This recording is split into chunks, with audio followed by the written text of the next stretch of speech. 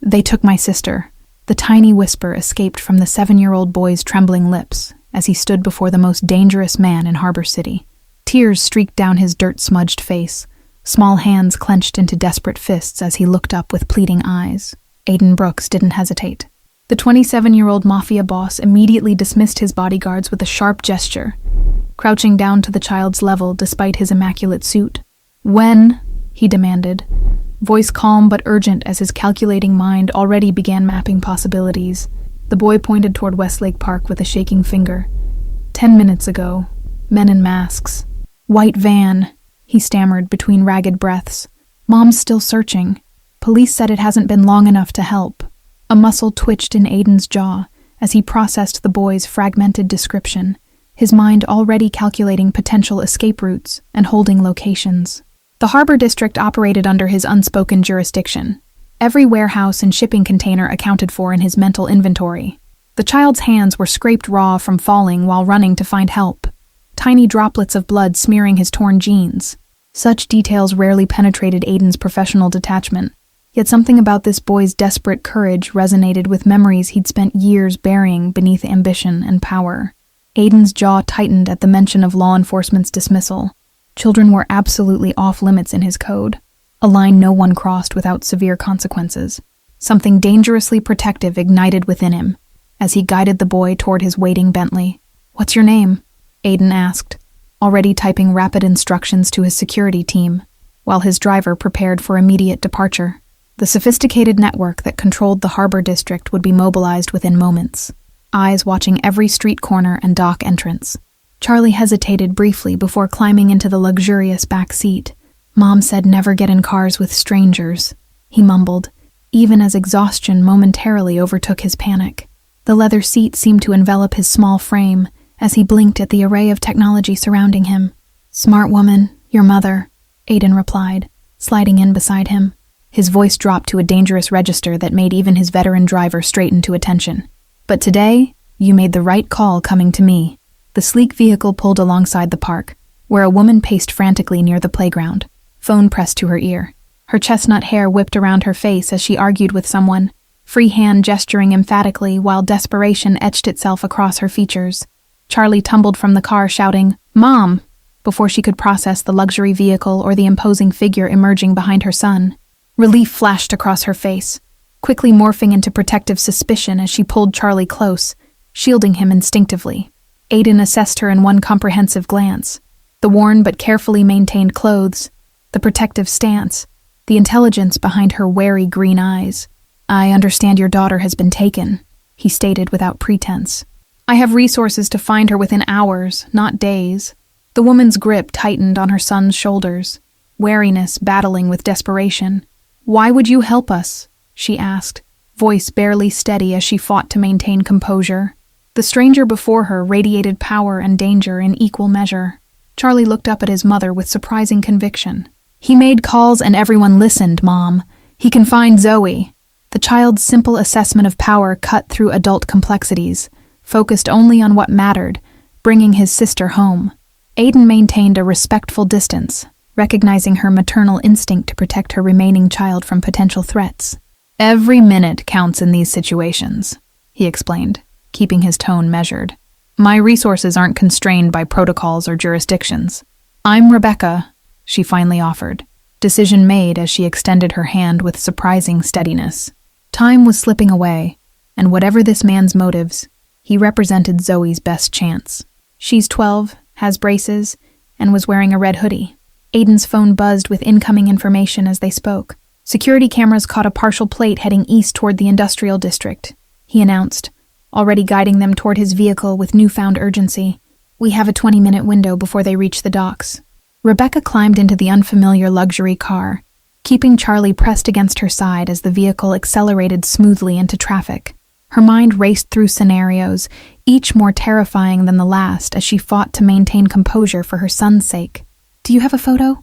Aiden asked, his attention divided between his phone and the distraught mother beside him.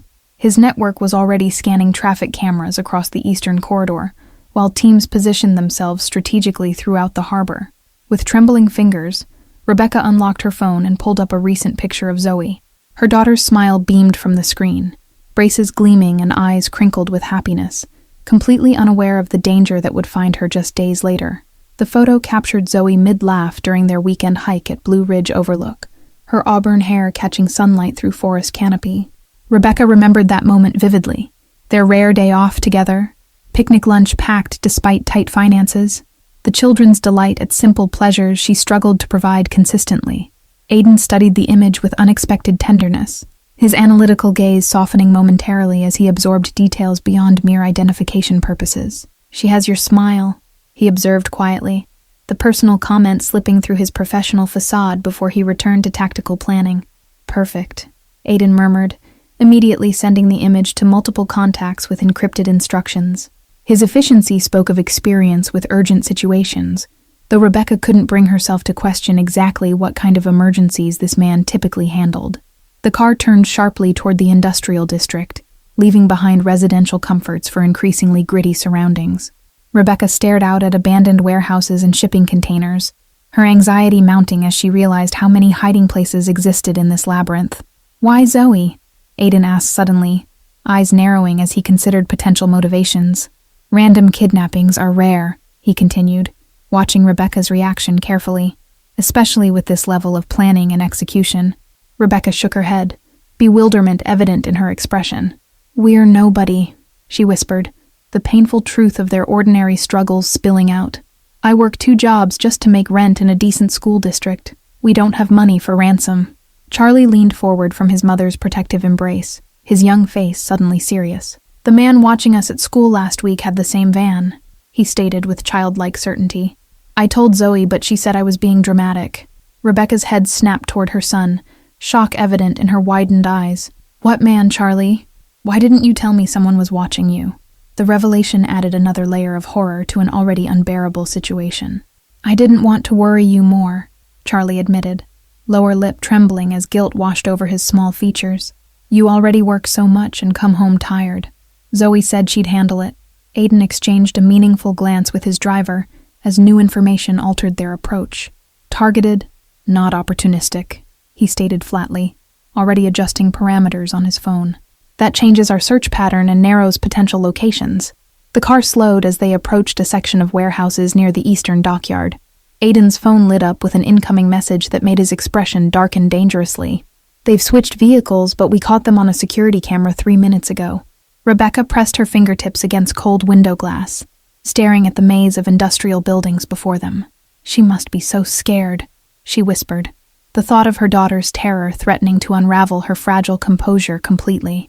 Charlie's small hand slipped into his mother's, squeezing with surprising strength. "The man who took her was big, but Mr. Aiden is scarier," he stated with absolute conviction, his childlike assessment bringing an unexpected moment of hope to the desperate situation.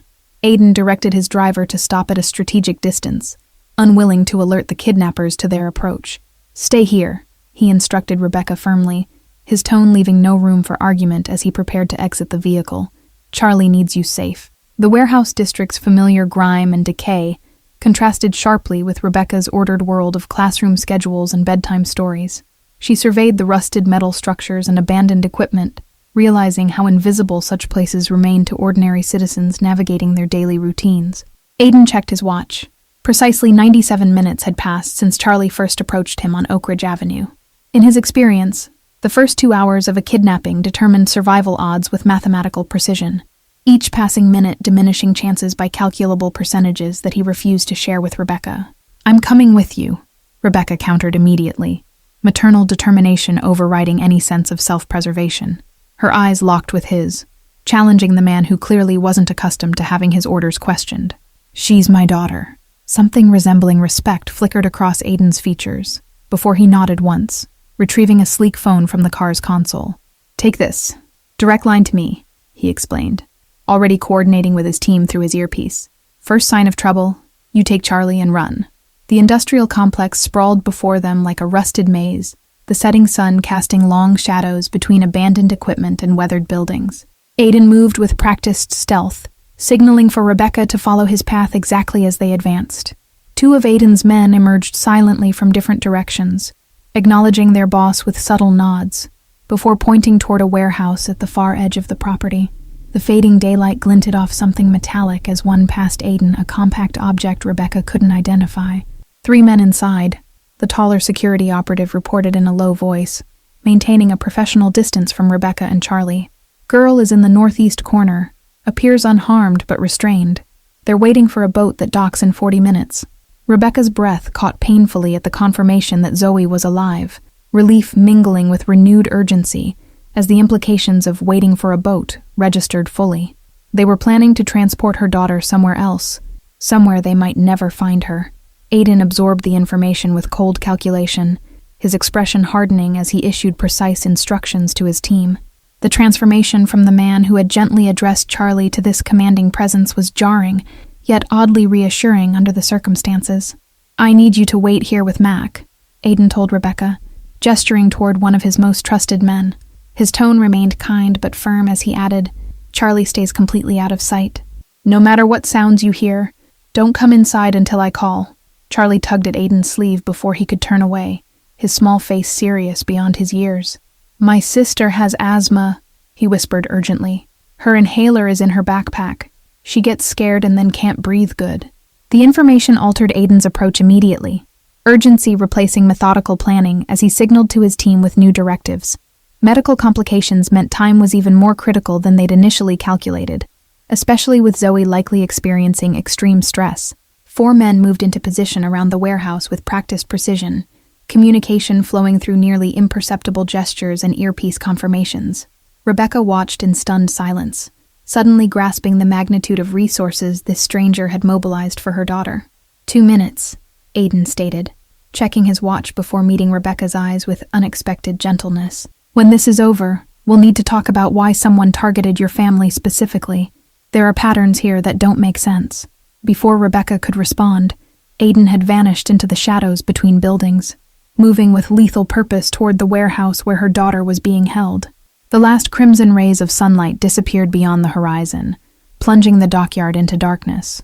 The abandoned warehouse stood against the night sky like a hulking beast, its broken windows reflecting moonlight in jagged patterns. Rebecca pressed Charlie closer as they waited behind a stack of shipping containers, her heart pounding so loudly she was certain everyone could hear it. Mac, Aiden's trusted security man, kept a vigilant eye on the perimeter while maintaining constant communication through his earpiece. His steady presence provided unexpected reassurance as Rebecca whispered quiet comfort to Charlie, whose small body trembled against hers. The silent efficiency of Aiden's team spoke of military precision, each man moving with purpose to predetermined positions around the warehouse. No wasted motion, no hesitation, just the fluid coordination of professionals who clearly operated outside normal constraints. A soft crackle from Mac's earpiece preceded his subtle nod toward Rebecca. "They've established visual confirmation of your daughter," he informed her quietly. "Mr. Brooks says she appears uninjured but frightened, exactly where our intel placed her." Rebecca bit her lip hard enough to draw blood, the metallic taste grounding her as waves of conflicting emotions threatened to overwhelm rational thought. Hope warred with paralyzing fear, while gratitude toward this mysterious benefactor battled with suspicion about his motives. Charlie tugged at his mother's sleeve urgently, pointing toward a dark figure moving along the warehouse roofline with cat-like grace. "Is that one of the bad guys?" he whispered, eyes wide as he tracked the shadow's progress toward a skylight. "One of ours," Mac assured him with a hint of pride in his otherwise professional demeanor. "Best infiltration specialist on the eastern seaboard, former special forces before Mr. Brooks recruited him personally." The waiting became its own form of torture as minutes stretched impossibly, marked only by Rebecca's racing heartbeat and Charlie's increasingly tight grip on her hand. No sounds emerged from the warehouse, either a testament to Aiden's team's stealth or a worrying indicator of complications. Suddenly, a brief flash of light from inside the warehouse caught Rebecca's attention, followed by complete darkness as the entire block's power grid went dead. The strategic blackout plunged the industrial zone into an inky void, broken only by distant city lights. Mac immediately positioned himself protectively before Rebecca and Charlie, his posture alert, but unsurprised by the development. "Planned disruption," he explained tersely. "Cuts their communications and gives us the advantage with thermal imaging." Charlie pressed closer to his mother, uncharacteristically quiet, as understanding dawned in his young eyes. "Mister, Aiden planned everything," he whispered, with a child's simple faith in adult capability. He's like the heroes in my video games, but real. 3 rapid clicks sounded from Mac's earpiece, causing him to straighten immediately. They've secured the primary entrance, he reported, checking his watch with military precision. Secondary team confirms the loading dock is contained. Extraction underway. A muffled thud echoed across the compound, followed by the distinct sound of breaking glass that made Rebecca flinch instinctively. Mac remained impassive, his focus entirely on the warehouse as he monitored the operation through his communications channel. The night air carried faint shouts, then silence, heavier and more significant than before. Rebecca held her breath until her lungs burned, counting seconds that stretched into a torturous eternity while clutching Charlie's small hand like a lifeline. Mac's earpiece crackled once more before his professional facade cracked with the faintest smile. "Package secured," he announced, the formal terminology failing to mask the genuine relief in his voice. "Mr. Brooks is bringing her out personally. Hostiles neutralized." The warehouse door swung open with a metallic groan that shattered the tense silence. Rebecca strained to see through the darkness, her entire being focused on the shadowy figures emerging from the building's gaping entrance. Aiden appeared first, his imposing silhouette unmistakable even in near-total darkness. In his arms, he carried a small form wrapped in what appeared to be his suit jacket, Zoe's red sneakers dangling visibly as he moved swiftly toward their position. Blood stained the cuff of Aiden's once immaculate shirt, though whether his or someone else's remained unclear in the shadows between warehouses. His expression revealed nothing as he approached, that same controlled composure that had initially intimidated Rebecca, now providing strange reassurance amid chaos. The weight of Zoe in his arms seemed to transform him momentarily from hardened crime boss to something unexpectedly gentle. Despite his dangerous reputation, he cradled the girl with practiced care, supporting her head against his shoulder as naturally as if he routinely carried sleeping children to safety. Rebecca's legs nearly buckled as she stumbled forward, releasing Charlie's hand in her desperate rush to reach her daughter. Time seemed to slow as Aiden carefully transferred Zoe into her mother's trembling arms, the girl's tear-streaked face buried immediately against Rebecca's neck. "Mild sedative," Aiden explained quietly, supporting Rebecca's elbow as she adjusted to her daughter's weight. "They were keeping her compliant for transport. Medical team is standing by, but her vitals are strong and airways clear." Zoe stirred against her mother's embrace, eyelids fluttering as she struggled against the medication's effects. "Mom?" she mumbled, confusion evident in her voice as she attempted to orient herself in the unfamiliar surroundings. Charlie darted forward with a cry of relief, wrapping his small arms around his sister's legs, as Rebecca held her tightly. The family reunion created a momentary bubble of privacy that even Aiden's watchful team respected with tactical distance. Security personnel emerged from the warehouse in practiced formation, several escorting 3 handcuffed men, whose subdued demeanors contrasted sharply with their imposing physical builds. One kidnapper sported a spectacular black eye while another limped noticeably. "Harbor police will find them secured at the main gate with evidence of trafficking operations," Aiden stated matter-of-factly, watching his team efficiently process the scene. "Anonymous tip ensuring proper charges without complications regarding our involvement." Rebecca finally tore her eyes from Zoe's face to look at the man who had orchestrated her rescue. "You could have been killed," she whispered, the full magnitude of his intervention beginning to register, as shock gave way to comprehension. Something unreadable flickered across Aiden's features, a momentary vulnerability quickly masked by practiced control. "Low probability," he responded with characteristic understatement, adjusting his cufflinks as if they hadn't just executed a paramilitary operation. Zoe's breathing suddenly hitched, a wheezing sound that instantly commanded Rebecca's complete attention. "Her inhaler," she gasped, panic rising as her daughter's airways began constricting under stress, despite the sedative's lingering effects. Before Rebecca could even complete her thought, Aiden produced a small red inhaler from his pocket. "Found in her backpack, as Charlie mentioned," he explained, passing it to Rebecca with efficiency that belied his obvious concern. The inhaler bore Zoe's name in careful permanent marker, Rebecca's own handwriting from the school year's beginning, alongside emergency contact numbers and allergy information. This small, ordinary object, connecting their normal life to this extraordinary night, created a surreal bridge between separate worlds colliding in crisis. Aiden's hand lingered near Rebecca's slightly longer than necessary during the exchange, the brief contact communicating support beyond words. His resources might control half the city, yet this moment revealed a different kind of power, the quiet strength required to remain steady when others faltered. With practiced movements born from years managing her daughter's condition, Rebecca administered the medication while murmuring reassurances. The familiar routine created a strange moment of normalcy amidst the extraordinary circumstances of their reunion. A sleek medical vehicle approached silently, its lights purposely dimmed to avoid drawing attention to the operation. Two professionals emerged with emergency equipment, moving with the same disciplined efficiency that characterized all aspects of Aiden's organization. Aiden conferred briefly with his security team before returning to Rebecca's side. "We need to move quickly," he advised, gesturing toward a different vehicle than the one they'd arrived in. "This location is compromised, and your daughter needs proper medical assessment." The journey from the industrial complex to Aiden's secure medical facility passed in a blur of streetlights and whispered reassurances. Zoe remained drowsy but stable, her head resting in Rebecca's lap, while Charlie maintained a protective grip on his sister's hand. "The men who took Zoe," Rebecca finally asked, voice low to avoid disturbing her children. "Who were they? What did they want with my daughter?" The question had burned within her since the moment Charlie delivered the devastating news of his sister's abduction. Aiden's expression hardened as he studied something on his phone. Surveillance images and identification documents that painted a disturbing picture. Human trafficking operation with connections to an international syndicate targeting specific demographics for overseas clients. Rebecca's face drained of color as the horrific implications sank in. "You mean they were going to—" She couldn't complete the sentence, her mind refusing to verbalize the nightmare fate Aiden's intervention had prevented for her daughter. "They never had a chance," Aiden stated with quiet certainty, his tone leaving no doubt about what would have happened to anyone attempting to harm Zoe once he became involved. The underlying danger in his voice should have frightened Rebecca. Instead, it reassured her. The medical facility occupied the entire top floor of an unmarked building in Harbor City's financial district, its state-of-the-art equipment rivaling any hospital emergency room.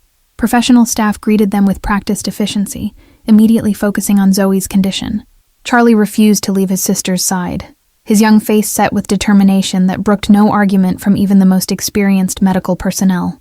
"I'm staying with her," he declared, climbing onto the examination bed despite protocols clearly designed to prevent exactly that.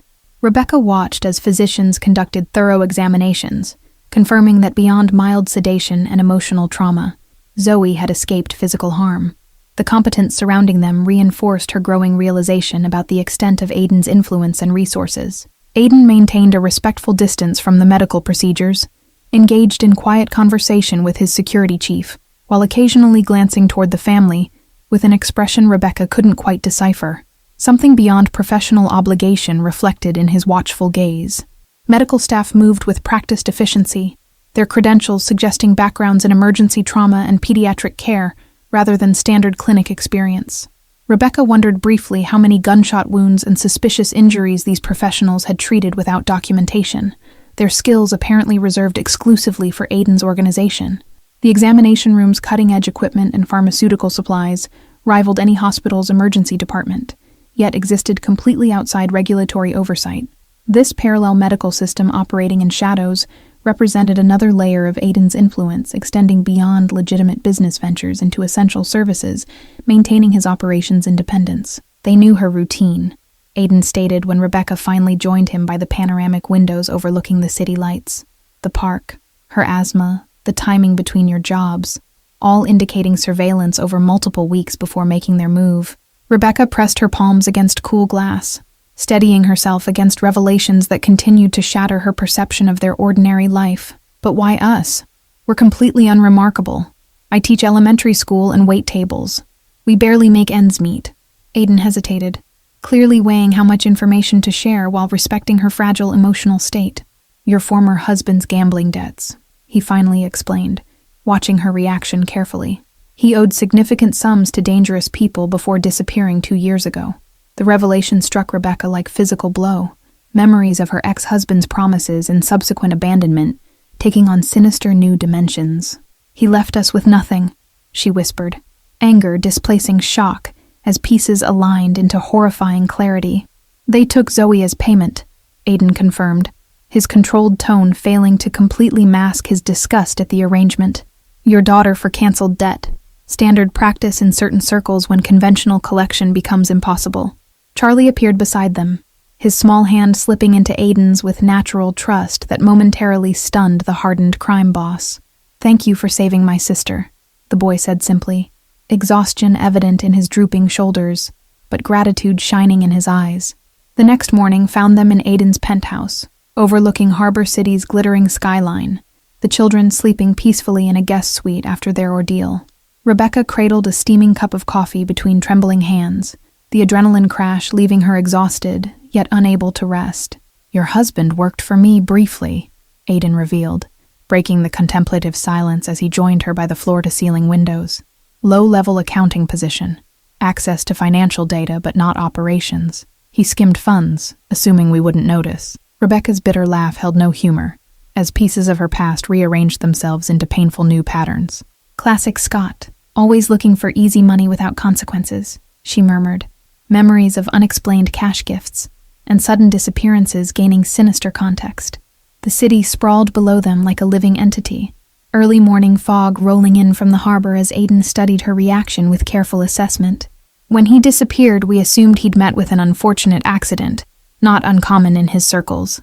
Instead, he left us as collateral," Rebecca concluded, anger flaring briefly before dissolving into weary resignation. Typical that even his absence would eventually endanger his children. Parental responsibility was never his strong suit. Aiden moved toward a sleek console table, retrieving a secure tablet that displayed information even Rebecca's untrained eye recognized as highly classified. "Your family remains at risk while those behind the operation believe they can still collect on Scott's debt," he explained. The gravity of their situation settled around Rebecca's shoulders like a physical weight. "We can't go home, can we?" she asked softly, already knowing the answer, yet needing to hear it confirmed. "Our entire life is compromised."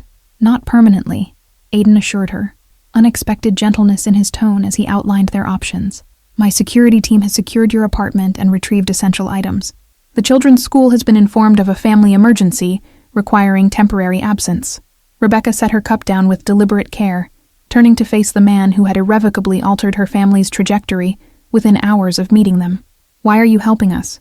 Not just the rescue, but all of this protection afterwards. What do you gain?" Something shifted in Aiden's usually guarded expression, a flash of genuine emotion before his practiced composure reasserted itself. "My sister was taken when I was 9, he admitted, the revelation clearly costing him considerable effort. Nobody came for her. Understanding dawned across Rebecca's features as she saw beyond the powerful exterior to the wounded child who had shaped this man's code. "I'm sorry," she whispered simply. No platitudes or empty comfort, just acknowledgement of a shared pain across very different lives. The penthouse intercom chimed softly, interrupting the moment of unexpected connection. "Sir, Mr. Harrison reports that we've identified the organization's local leadership. Financial trails confirm international connections as suspected," his security chief announced. Aiden's expression hardened as he returned to the coldly efficient leader Rebecca had glimpsed during the rescue operation. "Tell Harrison to implement Protocol 7, full surveillance, asset freeze, and information extraction," he directed, voice dropping to that dangerous register. Rebecca shivered involuntarily at the transformation. This version of Aiden existed in a world of consequence beyond her comprehension. Protocol 7 undoubtedly involved methods she'd rather not contemplate, yet these same ruthless capabilities had saved her daughter when conventional protection failed completely. The duality created uncomfortable cognitive dissonance, gratitude intertwined with moral uncertainty, as she recognized that traditional boundaries between right and wrong blurred when protecting loved ones. The system had failed her family while this man who operated outside its constraints had moved heaven and earth within hours of meeting them. Charlie appeared in the doorway, hair tousled from sleep, and eyes still heavy with exhaustion from the previous day's trauma. "Zoe's asking for pancakes," he announced with the resilience unique to children, adapting to their extraordinary circumstances with remarkable flexibility. "Chef makes excellent blueberry pancakes," Aiden responded without hesitation, immediately shifting from ruthless strategist to attentive host. "I believe there's chocolate milk in the refrigerator as well, a critical accompaniment to proper breakfast pancakes." 3 weeks passed in the safety of Aiden's heavily secured penthouse, a strange interlude where normalcy gradually rebuilt itself within extraordinary circumstances. The children adapted quickly, Zoe's nightmares diminishing as Aiden's personal therapist helped her process the trauma. Rebecca marveled at the transformation in her usually reserved daughter as she watched Zoe excitedly showing Aiden her science project through the office doorway. The girl who had once been paralyzed by shyness now confidently explained chemical reactions to one of Harbor City's most feared men. Charlie had appointed himself Aiden's unofficial assistant, trailing him through the penthouse with notepad in hand, solemnly recording important business stuff with the dedicated seriousness only a 7-year-old could maintain. More surprising was Aiden's patient indulgence of the arrangement. "Your organization runs more legitimate businesses than I expected," Rebecca commented one evening as they reviewed documents from her remote teaching position. The school had been surprisingly accommodating about her family emergency, unaware she was residing with the city's most powerful crime boss. Aiden's rare smile briefly transformed his usually stern features as he considered her observation. "Empire diversification. Critical for longevity and stability," he explained, the business terminology contrasting with the warmth in his eyes as he watched Charlie constructing an elaborate fort in the living room. Rebecca had begun noticing these moments of unguarded humanity with increasing frequency. How he checked Zoe's inhaler supplies daily, remembered Charlie's dinosaur preferences, or ensured Rebecca's favorite tea was always stocked. Small considerations revealing the man behind the carefully maintained facade. "We've neutralized the immediate threat to your family," Aiden announced during dinner, his casual tone belying the significance of his words. "The organization's local operation has been thoroughly dismantled, leadership removed, and your ex-husband's debt officially expunged from their records." Both children looked up from their pasta with wide eyes, clearly understanding more than Rebecca had realized. "Does that mean we're safe now?" Zoe asked quietly, her fork suspended mid-air as she awaited the answer that would determine their future. "It means you have options," Aiden replied carefully, his gaze meeting Rebecca's across the table. "Your apartment has been secured with upgraded systems, or there's a property near Westlake with excellent security features available if you prefer a fresh start." Charlie's fork clattered against his plate as he processed the implications. "But we wouldn't see you anymore," he stated with child's directness that cut through adult complexities. "You're part of our family now. You can't just disappear." Rebecca watched something complex flicker across Aiden's expression, longing tempered by resignation, as if the boy had articulated a truth he hadn't permitted himself to acknowledge. "That's not entirely how adult relationships work, buddy," he began awkwardly. "Why not?" Zoe challenged unexpectedly, her newfound confidence extending to questioning authority figures. "You like us, we like you, and Mom smiles different when you're in the room. I may be 12, but I'm not blind." Warmth flooded Rebecca's cheeks as her daughter's astute observation hung in the air between them.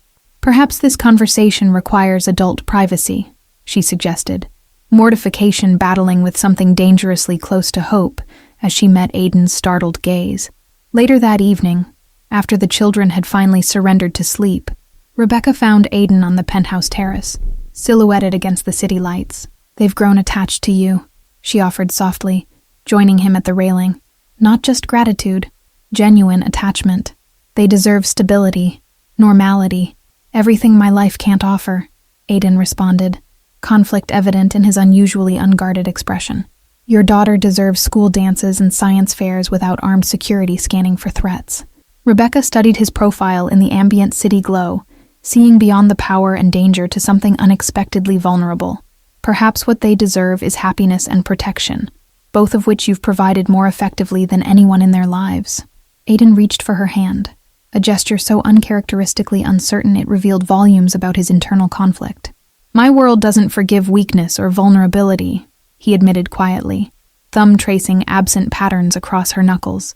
"Yet seeing you with the children has made me question priorities I once considered immutable."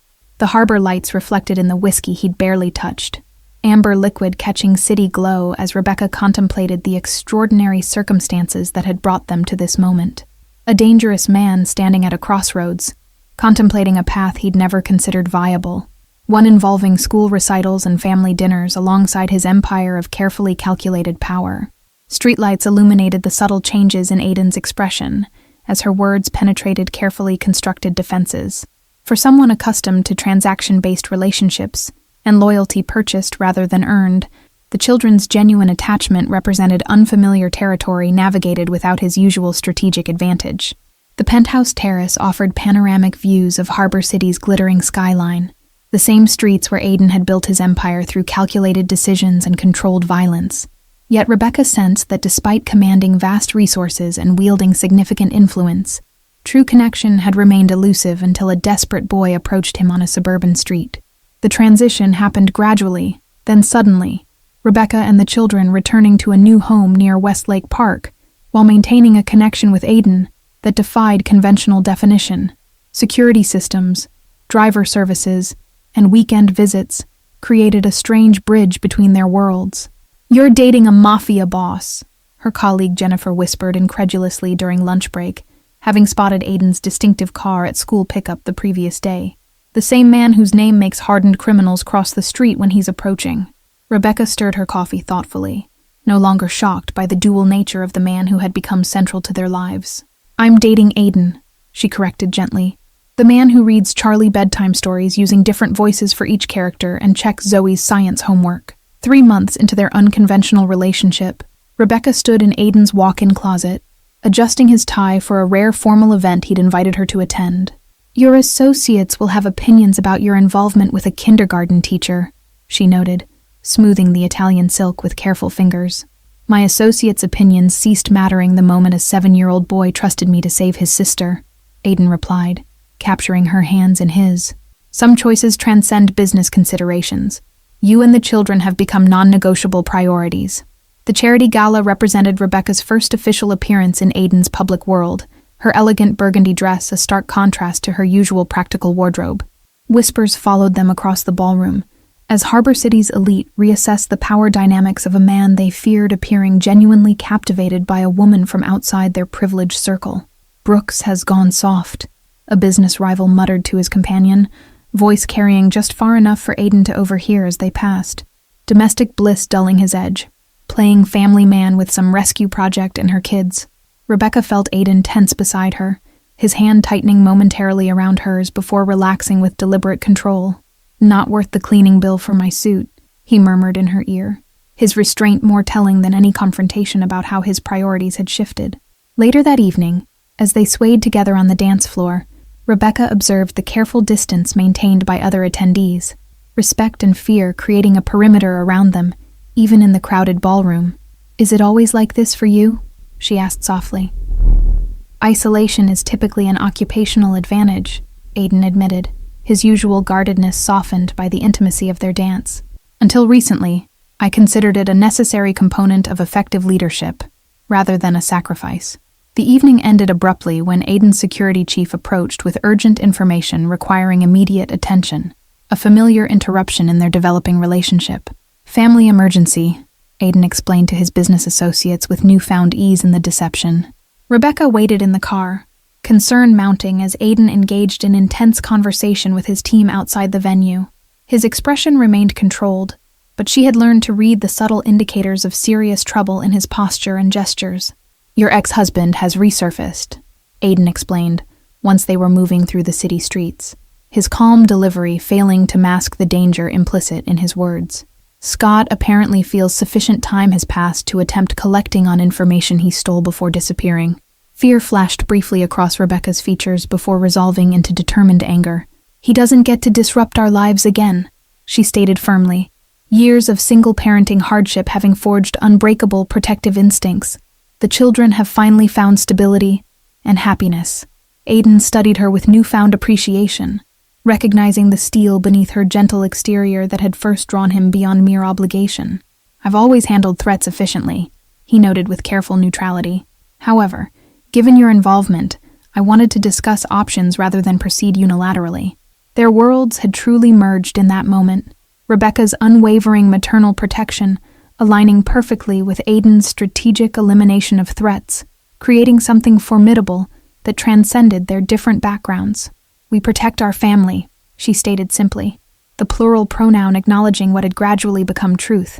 The resolution came not through violence, but unexpected redemption, when Scott, confronted by Aiden's operatives, revealed his desperate attempt to warn Rebecca about remaining danger from international connections still targeting the children.